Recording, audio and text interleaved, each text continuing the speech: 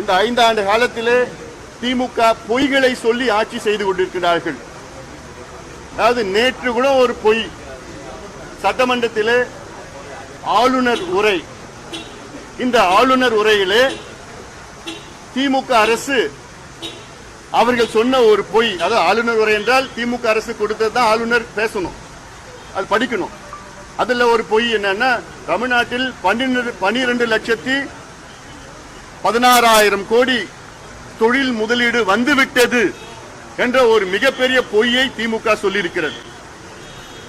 இது சம்பந்தமாக கடந்த மாதம் ஒரு ஆவணத்தை நான் வெளியிட்டேன், திமுக பொய்யான முதலீடுகள் என்று. அதில் அவர்கள் சொன்ன பொய், கடந்த மாதம் 11,32,000 கோடி முதலீடு வந்துவிட்டது என்றும் 34 லட்சம் பேருக்கு வேலை வாய்ப்பு கிடைத்தது என்றும் சொன்ன பொய்யில் என்னுடைய ஆவணம் வெளியிட்ட பிறகு தொழில்துறை அமைச்சர் அதெல்லாம் அவ்வளவு வரல, 23 விழுக்காடு முதலீடு வந்தது என்று அதையும் பொய் சொல்லியிருக்கின்றார். தமிழ்நாட்டில் இன்று உண்மையான முதலீடு, தொழில் முதலீடு 1 லட்சம் கோடிக்கு குறைவாக.